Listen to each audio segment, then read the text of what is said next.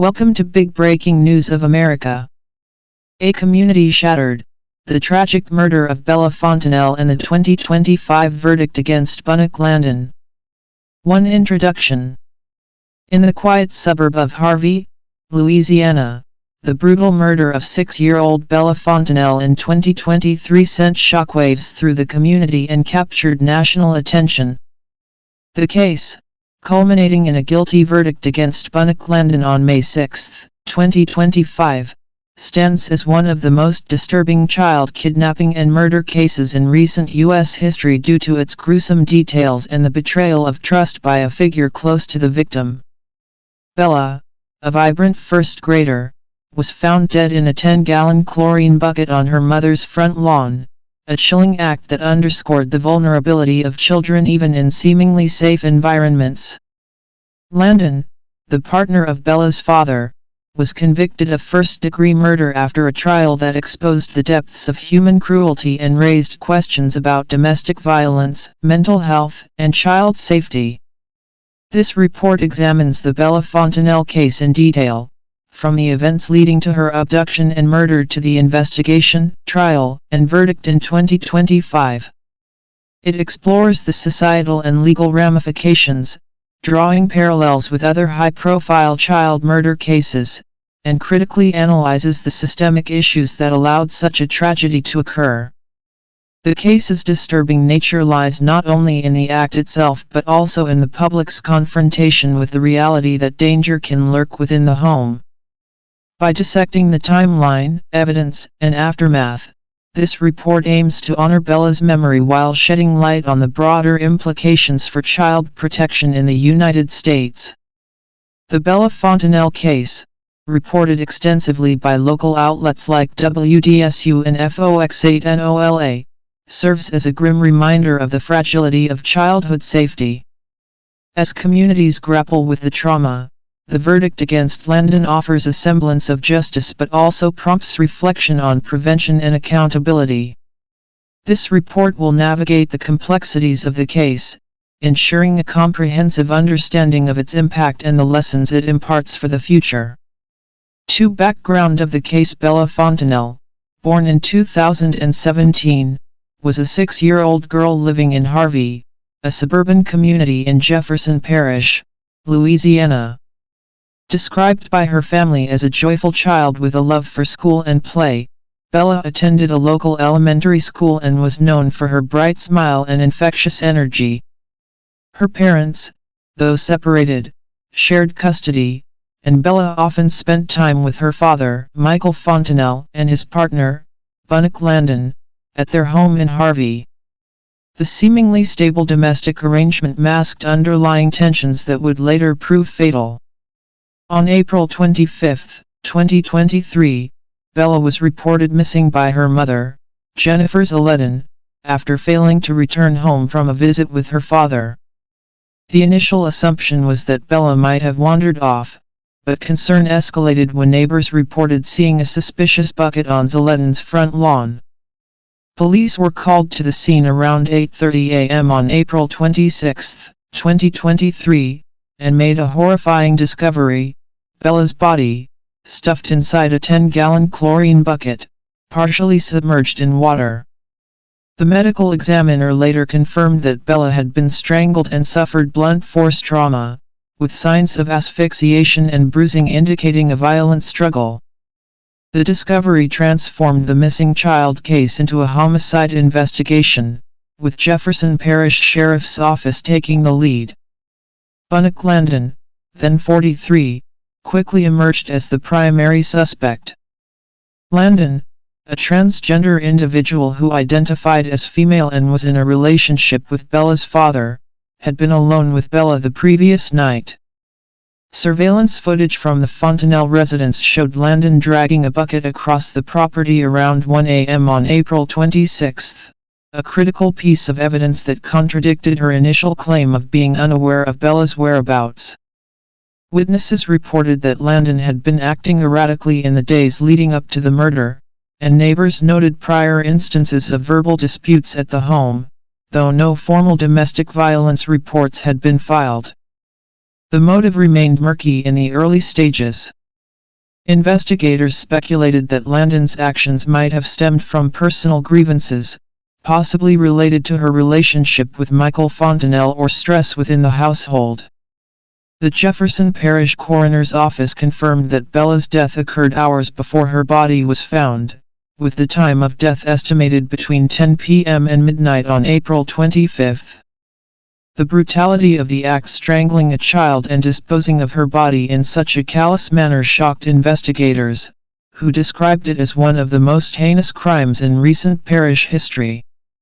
The community's response was immediate and visceral. Vigils were held at Bella's school, and social media platforms, including X, were flooded with tributes and demands for justice. Posts on X from local residents expressed horror and disbelief, with one user writing, "How could anyone do this to a little girl? Bella deserved better."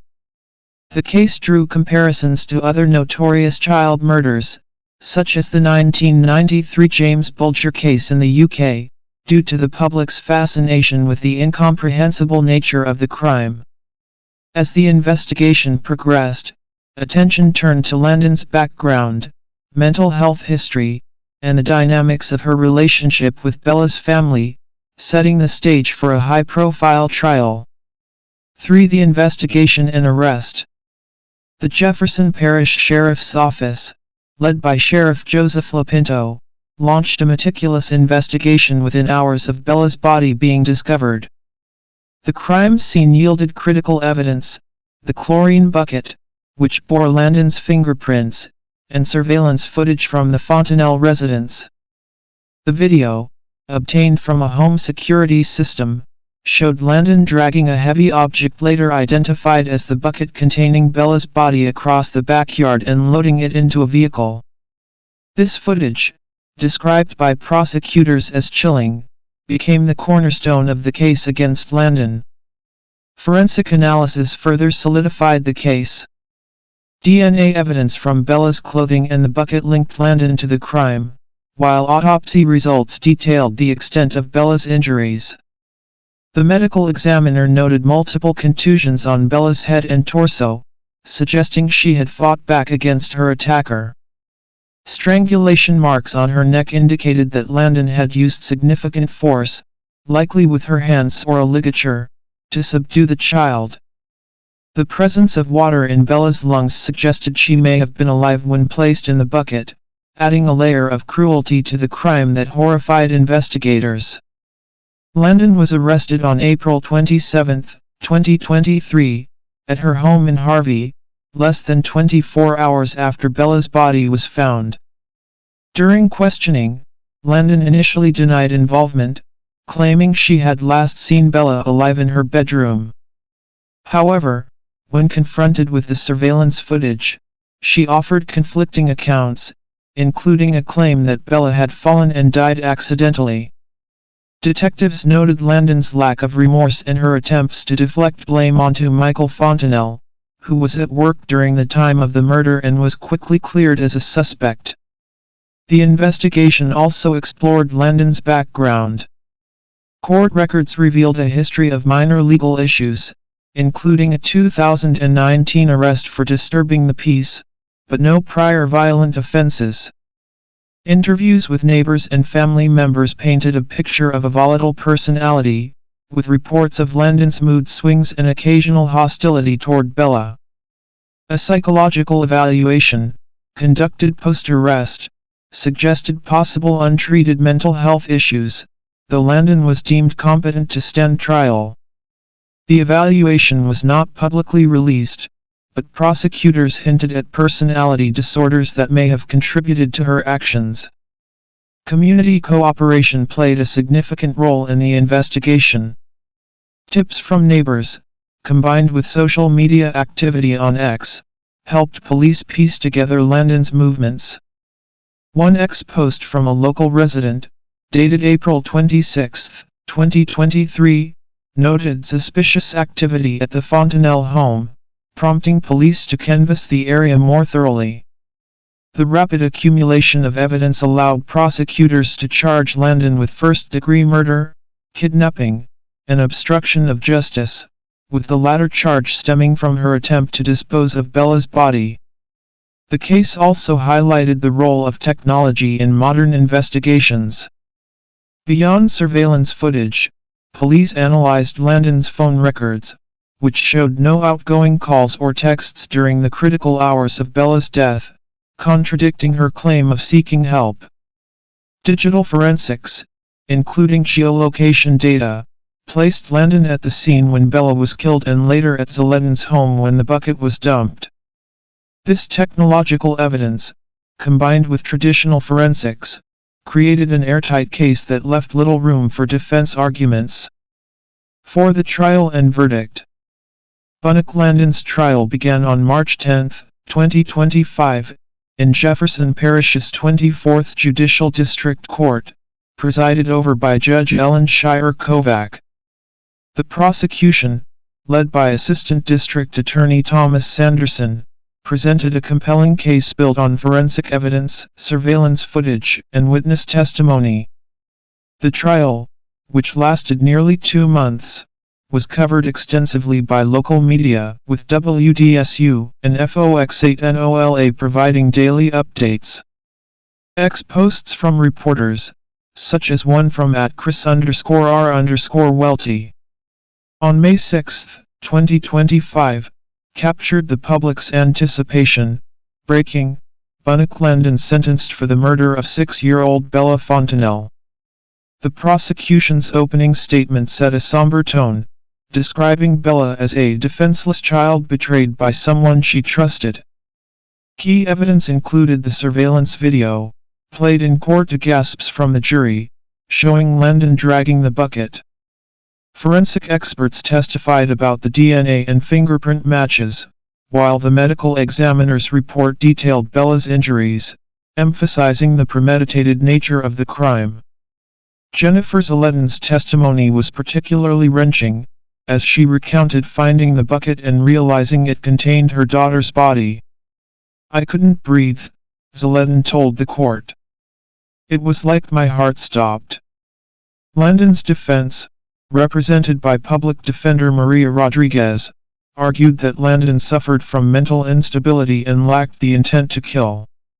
They introduced a psychiatrist who testified about Landon's history of depression and possible dissociative episodes, suggesting the murder was a spontaneous act rather than premeditated. However, this defense was undermined by the prosecution's evidence of Landon's deliberate actions, such as transporting and dumping Bella's body. The defense also attempted to question the reliability of the surveillance footage, claiming it was too grainy to definitively identify Landon, but this argument failed to sway the jury. On May 6, 2025, after 3 days of deliberation, the jury returned a unanimous verdict: guilty on all counts, including first-degree murder, kidnapping, and obstruction of justice. The courtroom erupted in tears from Bella's family, who had attended every session. Landon showed no visible emotion as the verdict was read, a detail noted in an ex-post by @Udsu. Bunnak Landon convicted of first-degree murder, leaving Bella's body in a bucket on her mother's lawn. Sentencing occurred immediately, with Judge Kovac imposing a mandatory life sentence without parole, citing the heinous and unforgivable nature of the crime. The verdict was met with mixed reactions. Bella's family expressed relief, with Michael Fontenelle stating, "Justice for Bella means she can rest in peace."